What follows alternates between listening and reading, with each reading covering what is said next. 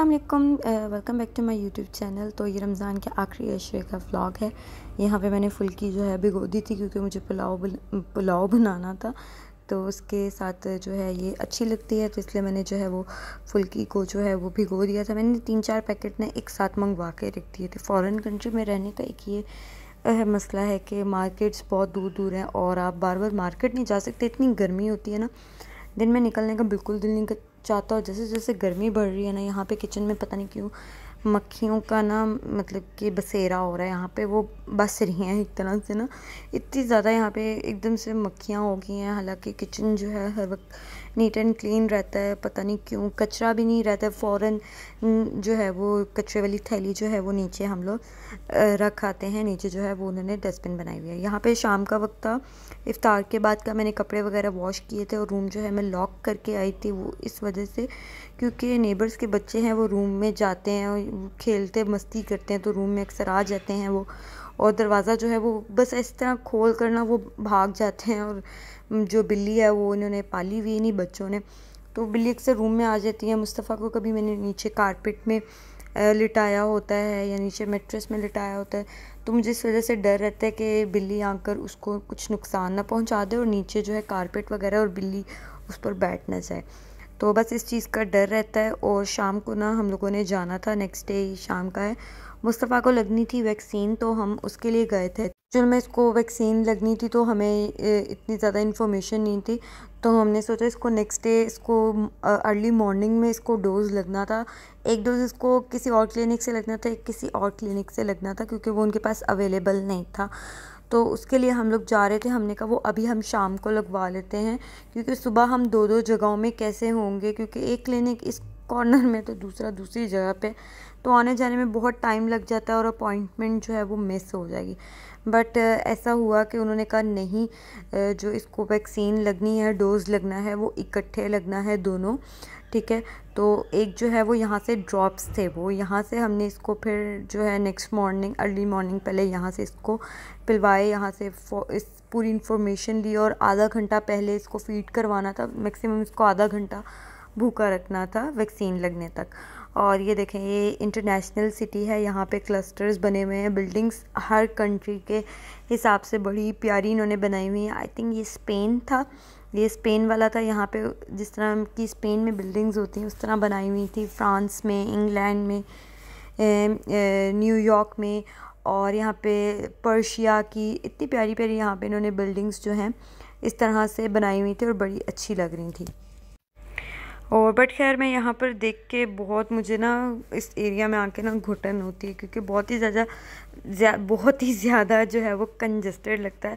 Slip of tongue बोलते बोलते ना कंटिन्यूसली बोलते रहो तो ज़बान भी फिसलने लग जाती है। तो बस यहाँ पे इफ़्तार का टाइम हो रहा था और इतना सख्त रोज़ा लग रहा था ना मुझे कि मेरे से सब्र नहीं हो रहा था। मुझे ना प्यास बहुत ज़्यादा लग रही थी, भूख नहीं फ़ील होती, पता नहीं क्यों भूख इतनी ज़्यादा लगती ही नहीं है। रोज़ा भी रखा होता है हालांकि भूख लगती नहीं है, बस प्यास का एहसास होता है। यहाँ पर हम एक रेस्टोरेंट में जाते हैं, खान बाबा। तो मैंने हस्बैंड से कहा किसी डिफरेंट रेस्टोरेंट में जाते हैं, तो यहाँ पर हम वाजी वहाँ पर आए। ये भी बहुत अच्छा, हस्बैंड कहते कि वो यहाँ पर ना काफ़ी टाइम से नहीं आए हैं। तो एक तो काफ़ी टाइम बाद व्लॉग करो ना तो समझ में नहीं आता बंदा क्या बोले, किस तरह से बोले। तो यहाँ पर समोसे और कचौरियाँ मंगवा ली थी, कचौरी बहुत मज़े की थी। और यहाँ पर दूध सोडा मंगवा लिया था। खैर ये गर्म हो गया था, ठंडा कह रही हूँ, गर्म हो गया था क्योंकि यहाँ पे उनका एसी नहीं चल रहा था और गर्मी, इतनी शदीद गर्मी थी ना यहाँ पर, तो खैर समझ में नहीं आई। तो बस यहाँ पर हम लोग जो है अज़ान का वेट कर रहे थे और पता भी नहीं चला अज़ान हो गई। हस्बैंड का फ़ोन भी साइलेंट पे था। तो बस हम लोगों ने यहाँ पर रोज़ा इफ्तार किया और साथ में यहाँ पे मंगवाया था तवा कीमा। मुझे ये नहीं पता वो मटन था, बीफ था, क्या था, बट वो कीमा इतना मज़े का था ना। मुझे खैर रोटी पूरी नहीं खाएगी तो मैंने ऐसे ही कीमा जो है वो चम्मच के साथ बाद में मैंने खा लिया था। और बस हमें घर जाते जाते तकरीबन 7 से 8 बज गए थे। हमने सोचा कि इफ़्तारी यहीं पे कर लेते हैं क्योंकि घर जाते जाते ना बहुत ज़्यादा टाइम हो जाएगा, तो फिर रोज़ा इस तरह जो है वो ख़राब होगा। फ़ौरन जो है रोज़ा इफ़्तार करना होता है। फिर है चांद रात का व्लॉग। यहाँ पे जो है मैं मुस्तफ़ा की वार्डरोब पूरी बिखेर के बैठी हुई क्योंकि इसकी ईदी आई थी इसकी नानों की तरफ से, और नेक्स्ट डे जो है ईद के सेकंड डे जो है आना था मामू ने। वो लेकर आ रहे थे मुस्तफ़ा की ईदी जो इसकी दादों ने भेजी थी। तो भी मैं इसीलिए यहाँ पे जो है इसके कपड़े जो छोटे हो गए थे वो सेपरेट करके रख रही थी और सब कुछ अरेंज करके मैं मतलब कि हर मंथ ना मुझे काम करना पड़ता है। इसके कपड़े जो छोटे हो जाते हैं वो साइड पे करने पड़ते हैं ताकि नए कपड़ों को भी जगह मिले और मिक्सअप ना हो। और बस यहाँ पर मैं यही काम कर रही थी और नून से ऑर्डर की थी यहाँ पे मैंने स्टीम आयरन, जो मैंने अभी तक खोल कर नहीं देखी थी, वो भी मैंने अभी खोल कर चेक की, कल की आई हुई थी। सच्ची बताऊँ पूरा दिन मुझसे रोज़ा रख कर कोई भी काम नहीं करना होता। अगर मैं उठ जाऊँ ना तो मुझे इतनी ज़्यादा प्यास लगती है ना, इतनी शदीद प्यास लगती है, मैं नमाज़ पढ़कर दोबारा भी सो जाती थी। इस तरह भी मैंने किया हुआ है। तो खैर यहाँ पे जो है मैं अपनी आयरन चेक कर रही थी, बड़े ही मज़े की आई है। ये ब्रांड बहुत अच्छा है। इस ब्रांड पे ना आँख बंद करके मैं यकीन कर सकती हूँ, क्योंकि इसकी जो है हम लोग वो भी यूज़ करे हैं, माइक्रोवेव भी यूज़ करे हैं और बेकिंग ओवन भी आई थिंक इसी का है, इसी कंपनी की है। तो ये आयरन मेरा काफ़ी टाइम से लेने का दिल था, तो हस्बैंड को मैंने बोला हुआ था, उन्होंने जो है ऑर्डर कर दी थी। तो बस यहाँ पर मैं इसको टेस्ट कर रही थी। इसका मैंने जो है रिव्यू जो है शॉर्ट में डाला हुआ है, अगर आपने रिव्यू देखना है तो मेरी शॉर्ट वीडियो को देखें। एंड आई थिंक ये इंटरनेशनल ब्रांड है, पाकिस्तान में भी मिल जाएगा।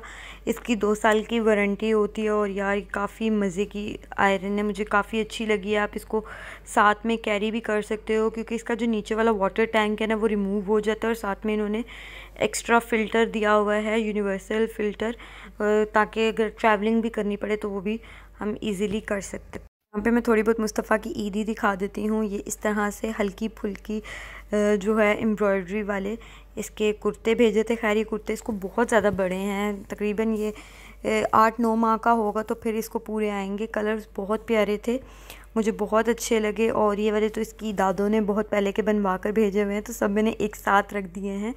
और ये कुछ इसकी जो है ट्राउज़र शर्ट्स हैं और ये भी भेजी हैं उन्होंने, डिफरेंट लाइट और डार्क हर कलर की भेजी है। बच्चों को ना हर कलर पहनाया हुआ बहुत खूबसूरत लगता है।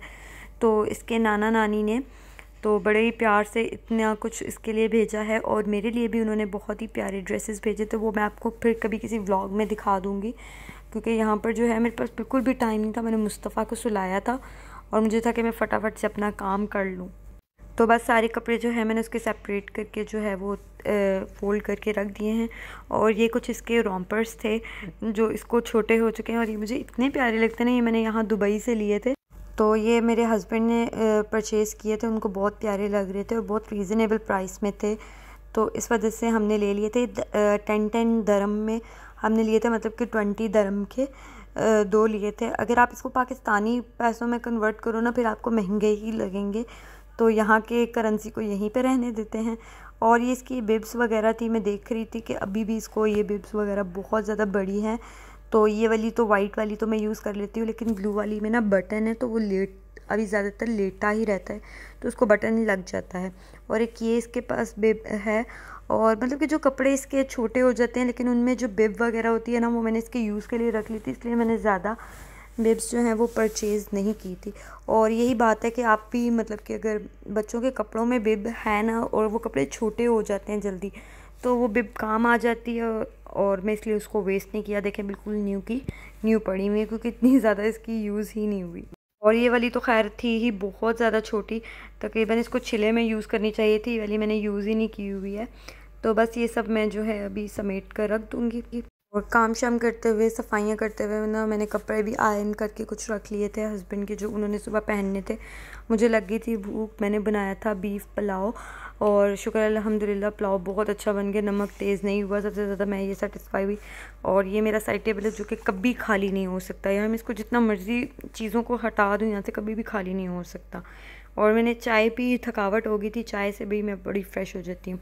और यहाँ पे जो है स्टेंसिल्स लिए थे, स्टिकर स्टेंसिल्स लिए थे मैंने कबाइल से, तो ये ना एक्स्ट्रा लार्ज आ गया। मैंने देखा ही नहीं कि इनमें साइजेस होते हैं, मुझे नहीं आइडिया था कि इनमें साइजेस भी होते हैं। मैं फ़र्स्ट टाइम यूज़ कर रही हूँ। ये मुझे किसी ने यहाँ पर गाइड किया था कि अगर मेहंदी अच्छी लगानी है तो ये स्टिकर्स ले लो, तो इनसे काफ़ी अच्छी लग जाती है। और ये कोन भी उन्होंने मुझे सजेस्ट की थी कि इसका कलर जो है थोड़ा ब्राउनिश आता है, और जिस तरह के हम पाकिस्तान में मेहंदी लगाते हैं, तो बस इसलिए मैंने ये वाली परचेज़ की, छोटी कोन परचेज़ की थी मैंने टेस्ट के लिए। के बाद यार मुझे वैक्स करनी थी हाथों की, तो मैंने वैक्स की जगह जो है ये ट्रिमर है मेरे पास, इसको मैंने चार्ज करके रखा होता है। इससे जो है मैंने अपने आर्म्स को ट्रिम कर लिया, बड़ा फटाफट से हो जाते हैं, बड़े नीट लगते हैं। तो वैक्स ना थोड़ा टाइम लेती है, इस वजह से मैंने इससे फटाफट कर लिया। जब मुझे जल्दी होती है ना, और छोटे बच्चे के साथ मैं सच्ची बताऊँ, आपको हर काम की जल्दी होती है कि सारा काम जल्दी जल्दी हो जाए, खाना पीना, आपके सफाई, कपड़े धोने, हर काम जल्दी हो जाए। तो बस ये मैंने इसी वजह से परचेज़ करके रखा हुआ है, ताकि क्विकली मेरा काम हो जाए। और यहाँ पे जो है मैंने इसकी आउटलाइंस जो है वो कट आउट कर ली है। अच्छा, मुझे ना इसकी समझ में नहीं आ रही थी, पहले तो एक हाथ का जो स्टेंसिल है वो वेस्ट हुआ है मुझसे, सच्ची बताऊँ तो। जो दूसरे हाथ का स्टेंसिल था ना, मैंने देखा उसके ऊपर QR कोड है, तो उस QR कोड को मैंने स्कैन किया और मैंने देखा इसको किस तरह से यूज़ करना है। एक्चुअल में ना इसके ऊपर एक और जो है वो ट्रांसपेरेंट शीट थी, वो मुझे नज़र ही नहीं आ रही थी, और वो किस तरह से रिमूव करनी थी, तो वो मैंने देखा, मुझे पता ही नहीं था। तो मुझे वीडियो देखकर अंदाज़ा हुआ कि ये है, तो ये कुछ इस तरह की लगी है मेहंदी।